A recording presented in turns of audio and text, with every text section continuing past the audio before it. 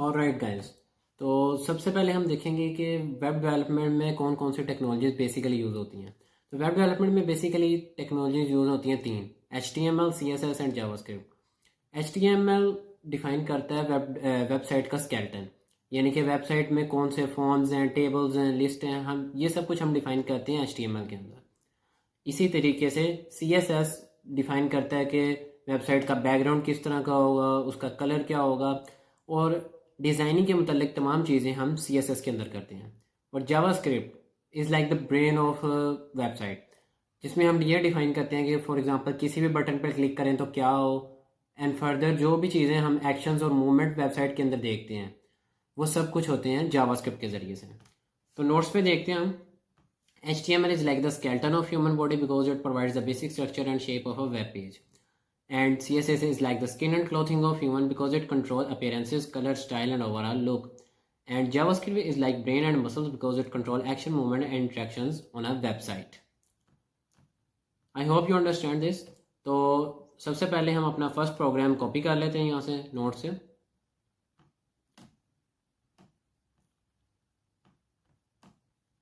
यहाँ हम आएंगे और चैप्टर 1 के नाम से हम अपना एक फ़ोल्डर बनाएंगे जिसमें हम अपनी पहली HTML की फ़ाइल बनाएंगे। तो चैप्टर 1 फोल्डर बनाकर राइट क्लिक करके ओपन विद कोड करेंगे। जो ही ये फोल्डर ओपन हो जाएगा तो हम यहाँ पे लिखेंगे first.html के नाम से एक फ़ाइल बनाएंगे। अब HTML is the extension of HTML files, यानी कि जब भी हमने कोई HTML की फ़ाइल बनानी है तो हमने उसके आखिर में जो एक्सटेंशन देनी है वो है .html। आप इसको कोई भी नाम दे सकते हैं, क्योंकि पहला प्रोग्राम है तो मैं first.html दूंगा।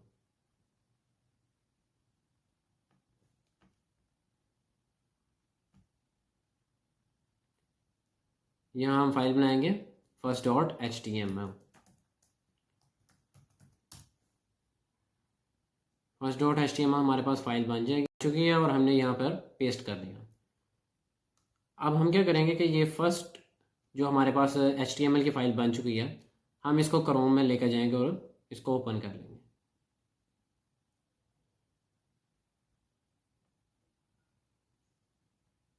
Like this.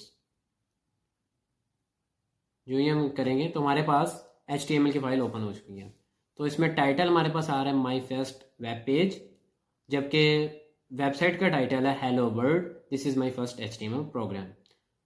तो समझते हैं कि ये टैग्स का क्या क्या मतलब है।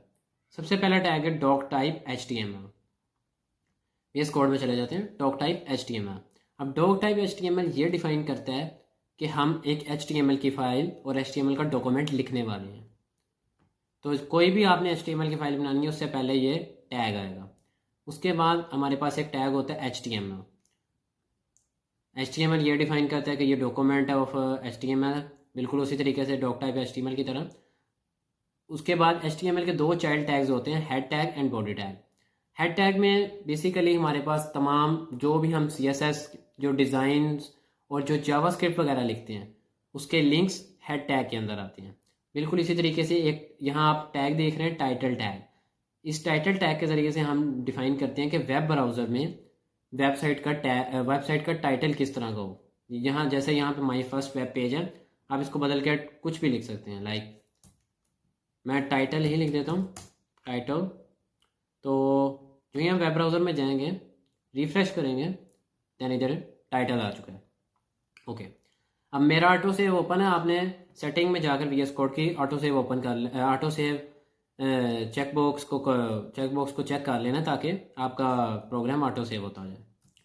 ओके, सो उसके बाद हमारे पास टैग आता है बॉडी टैग। बॉडी टैग के अंदर मेन बॉडी होती है, जो भी हमें कंटेंट नज़र आ रहा होता है वेबसाइट में, लाइक H1P, ये सारे टैग का क्या मतलब है हम आगे जाके देखेंगे। तो मूव करते हैं चैप्टर 1 की तरफ। चैप्टर 1 है इंट्रो टू HTML। अब HTML is all about tags. हम HTML में कुछ भी लिखना चाहें तो टैग्स की सूरत में लिखते हैं। अब HTML tags are the basic building blocks of a web page.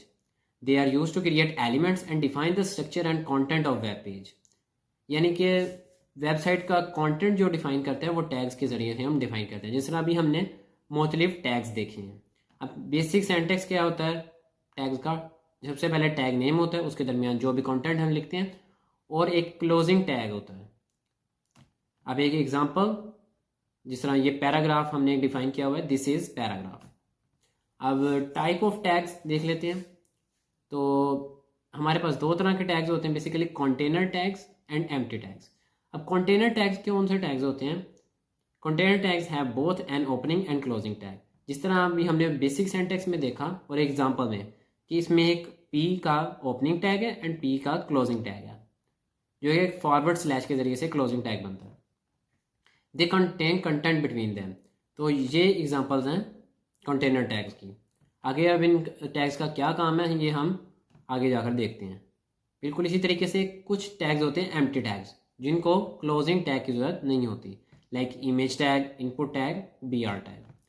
Okay, तो नेक्स्टली मूव करते हैं commonly use tags. Commonly use tags, अब बेसिकली स्ट्रक्चर डिफाइन करने के लिए हमारे पास टैग्स हैं HTML, हेड, टाइटल और बॉडी। ये ऑलरेडी हम देख चुके हैं, लेकिन इसको मजीद डिटेल में देखते हैं। HTML defines the whole HTML document. Okay, दूसरा टैग है head tag, contain meta data, title, script and style. जिस तरह के मैंने आपको बताया कि हेड टैग के अंदर हम टाइटल लिख सकते हैं, टाइटल मैंने एडिट करके भी आपको दिखाया। इसी तरह स्क्रिप्ट जावा स्क्रिप्ट जो हम लिखते हैं, उसको हमने जब अटैच करना होता है HTML की फाइल से, तो हम हेड टैग के अंदर एक लिंक टैग डिफाइन करते हैं। बेसिकली भी आपको इसकी ज़रूरत नहीं है। फॉर एग्जांपल मैं कोई भी जावा स्क्रिप्ट की फाइल बनाता हूँ,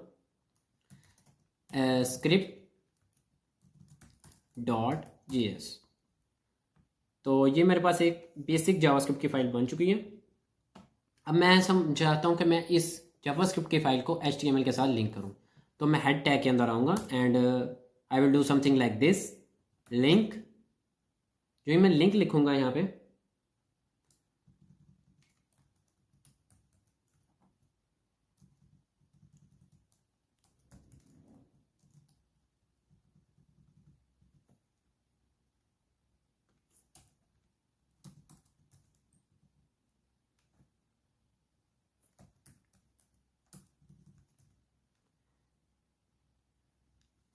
जो ही मैं स्क्रिप्ट लिखूँगा यहाँ पे, तो हमारे पास आ जाएगा script.src, और src के अंदर हम इसका एड्रेस लिख देंगे script.js।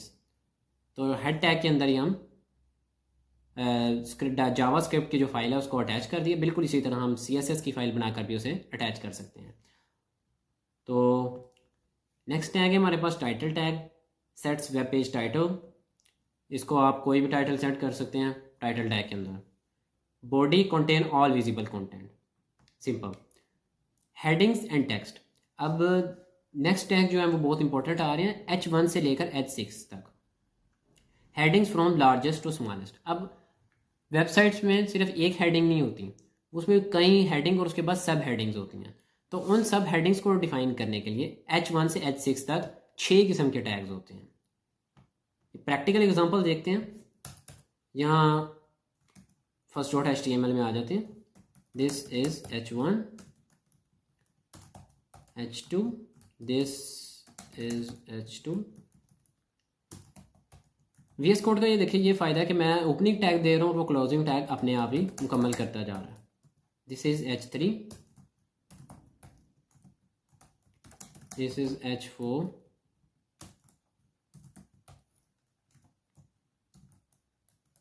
दिस इज H5,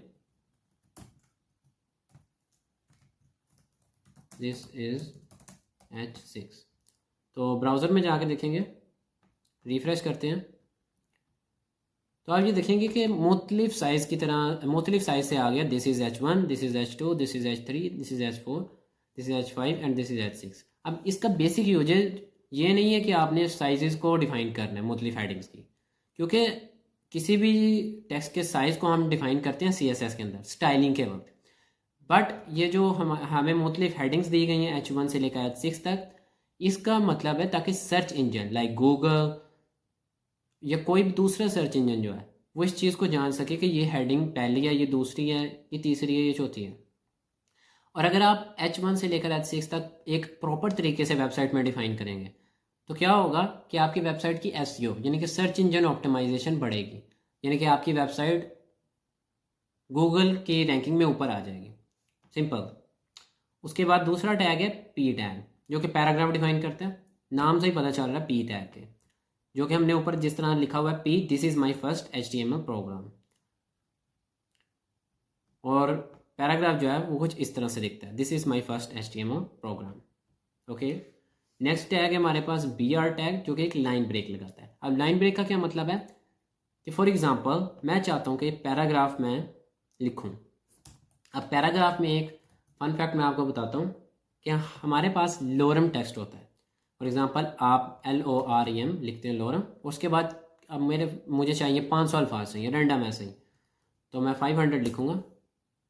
इसको क्लोज कर देते हैं, just taking up the space.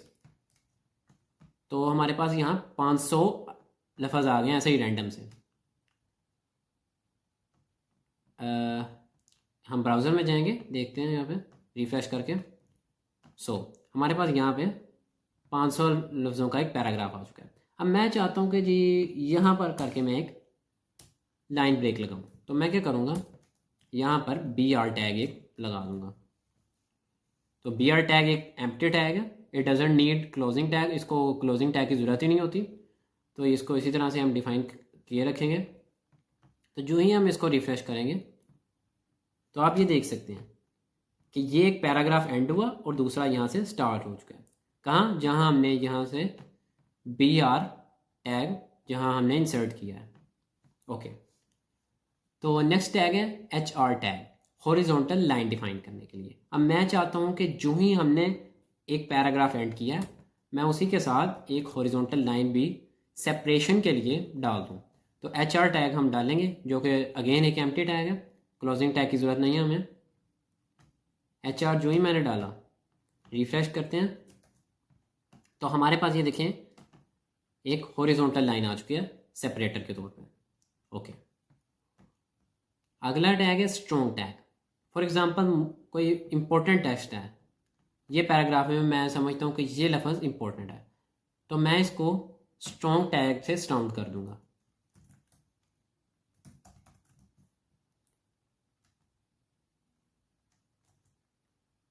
हम इसको स्ट्रॉन्ग टैग से ऐसे साउंड करेंगे और जो ही हम जाकर ब्राउज़र में इसका आउटपुट देखेंगे तो ये देख सकते हैं कि ये बोल्ड होकर आ गया।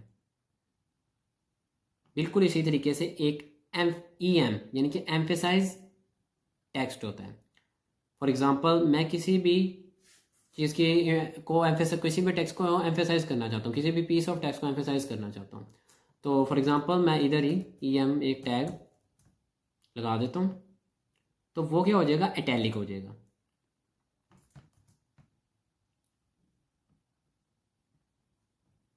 रिफ्रेश करते हैं तो आप देख सकते हैं कि ये कुछ शुरू के अल्फाज जो हैं ये इटैलिक हो चुके हैं। अब देखते हैं नेक्स्ट टैग जो है हमारे पास B एंड I। अब B टैग बोल्ड टेक्स्ट के लिए, I इटैलिक टेक्स्ट के लिए। अब यहाँ एक बहुत कंसेप्ट समझने वाला ये है कि स्ट्रॉन्ग टैग भी तो बोल्ड ही कर रहा था, तो डिफरेंस क्या है दोनों में। बेसिकली स्ट्रॉन्ग टैग इस चीज़ को बताता है कि ये certain piece of text important है, ये सर्च इंजन को ये चीज़ बताता है। जबकि B टैग जो है ये सिर्फ स्टाइलिंग के लिए यूज़ होता है, क्योंकि जब HTML शुरू में आई थी तो CSS तब दस्तियाब नहीं होता था फॉर डिज़ाइनिंग, तो हमें बेसिक डिज़ाइनिंग HTML के अंदर ही करनी पड़ती थी। तब के लिए यूज़ होते थे B tags and I tags.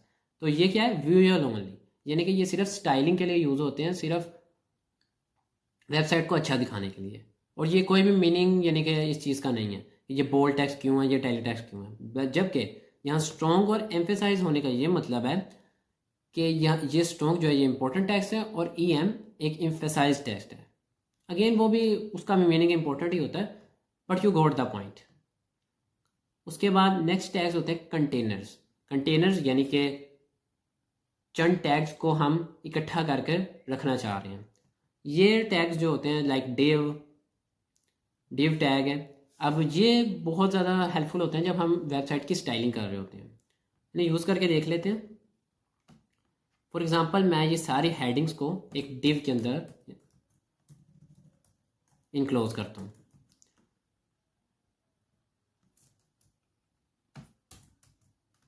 तो इस तरीके से हम किसी भी सर्टेन पीस ऑफ कोड को एक कंटेनर के अंदर डाल सकते हैं। अब इसका फ़ायदा क्या है हमें, और ये क्या लिखा हुआ है, block container for grouping elements. Block container का क्या मतलब है? अच्छा, तो ब्लॉक कंटेनर से मुराद ये है कि डिव जब आप किसी भी लाइन में टैग, इस टैग को लगाते हैं तो ये पूरी लाइन को ब्लॉक कर देता है। अब देखते हैं कैसे। For example div high I M div 1 और हाई एम डिव 2।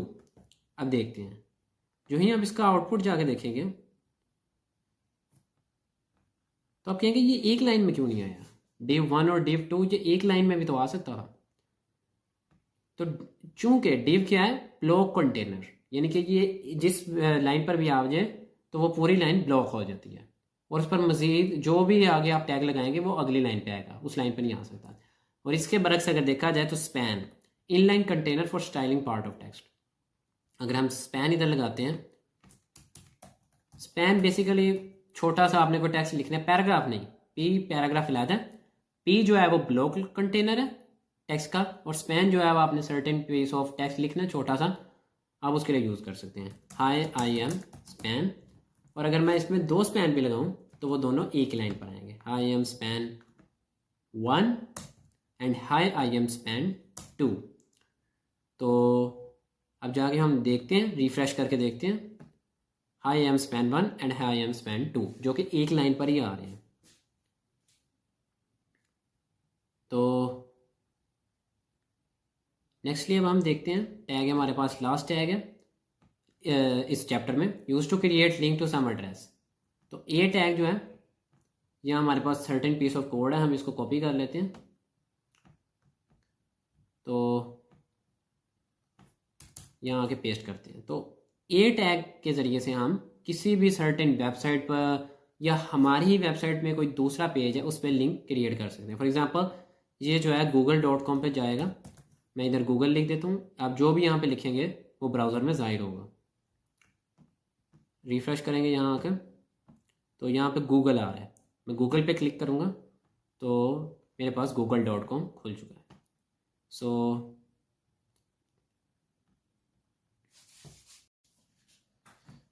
अब नेक्स्टली हमारे पास जो टॉपिक आता है वो है एट्रीब्यूट्स। एट्रीब्यूट्स यानी कि खसूसियात। Attributes provide additional information about HTML tags, they modify the behaviour, appearance और फंक्शनैलिटी ऑफ एन एलिमेंट। क्या बात है इसमें, क्या मतलब है इस बात का? इस बात का ये मतलब है कि आपके पास टैग्स हैं, उस टैग्स की मुख्तलिफ खसूसियात होंगी।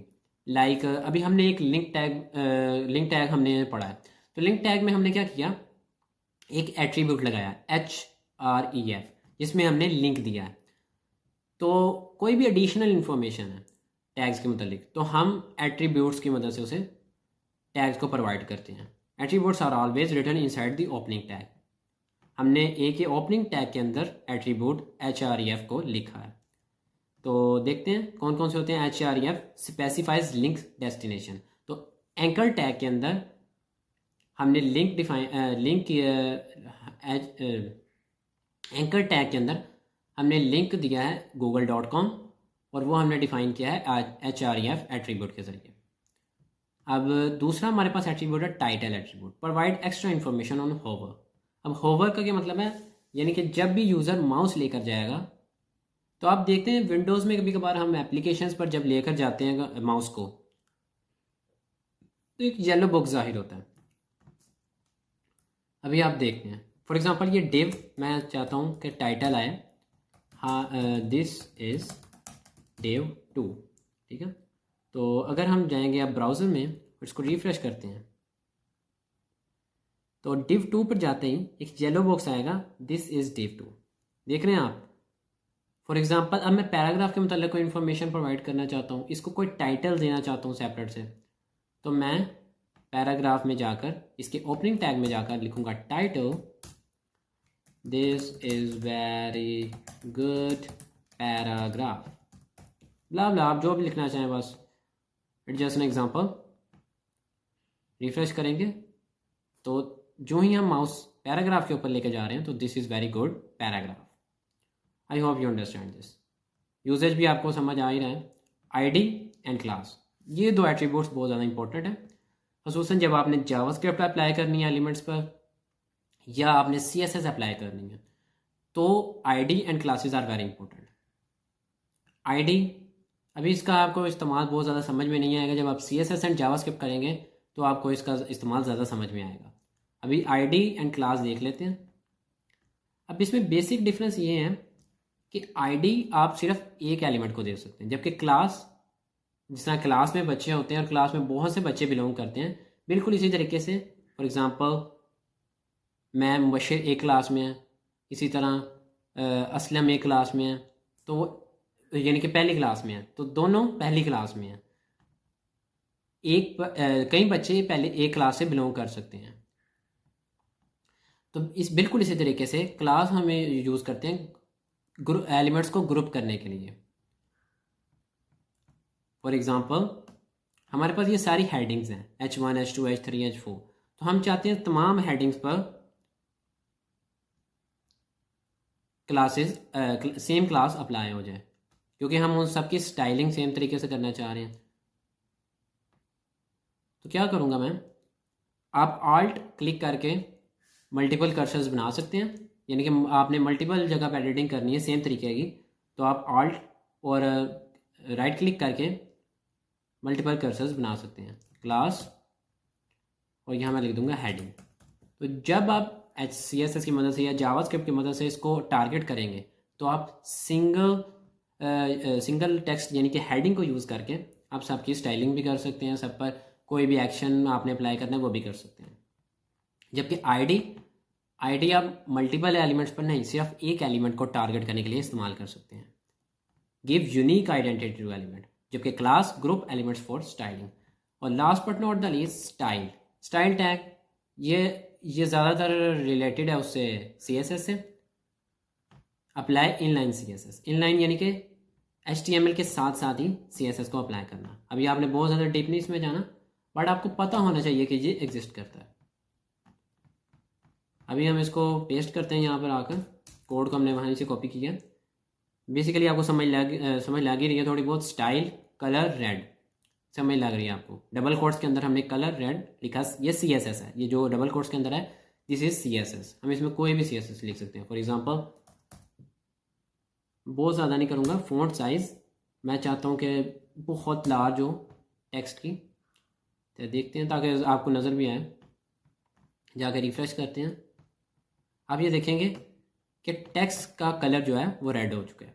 तो हम इनलाइन CSS जब भी लिखनी हो तो हम स्टाइल एट्रीब्यूट का इस्तेमाल करते हैं। तो ये बेसिक एट्रीब्यूट्स हैं जो आप ज़्यादातर इस्तेमाल करेंगे। अब एक एट्रीब्यूट होता है नेम एट्रीब्यूट। अब नेम एट्रीब्यूट का क्या यूजेज होता है, जब भी आप फॉर्म्स बनाते हैं तो आपका डाटा जाना होता है सर्वर पर। तो बैकएंड में जो बैकएंड क्या होता है, वह बैकएंड फॉर एग्जांपल सर्वर को जो कंट्रोल करता है ना, सर्वर साइड से वेबसाइट को जो कंट्रोल करता है वो बैकएंड टेक्नोलॉजी कहलाती है। तो बैकएंड में जो डाटाबेस में आपका डाटा जाता है वो जो होता है नेम के ज़रिए से। फॉर एग्जांपल मैं बहुत ज़्यादा अभी फॉर्म्स के बारे में नहीं बताऊंगा आपको, क्योंकि फॉर्म्स के बारे में हम अगले चैप्टर में पढ़ेंगे, लेकिन एट्रीब्यूट्स हैं तो फिर मैं एट्रीब्यूट्स के बारे में आपको बताना चाह रहा हूँ। तो हमारे पास एक टैग होता है input tag, input type text, यानी कि ये हमारे पास, आप इसका आउटपुट अगर देखें तो एक बेसिक टेक्स्ट फील्ड हमारे पास आ गया, जहाँ हम कुछ भी लिख सकते हैं, कुछ भी इंसर्ट कर सकते हैं, यूज़र कुछ भी लिख सकता है। तो यहाँ मैं क्या करूँगा, नेम। फॉर एग्जांपल मैं ये कहना चाह रहा हूँ कि यूज़र नेम लूँगा यहाँ पर। तो कोई भी यूज़र होगा आकर फॉर्म में अपना नाम लिखेगा, और जब भी वो फॉर्म सबमिट होगा तो वो डाटाबेस के अंदर हमारी वैल्यूज़ स्टोर हो जाएंगी। यहाँ आकर उसने अपना नाम लिख दिया, तो ये मुबशिर MUBASHIR, हाँ ओके। तो जो हमारे पास नेम एट्रीब्यूट है ये यूज़ होता है सर्वर पर डाटा सेंड करने के लिए।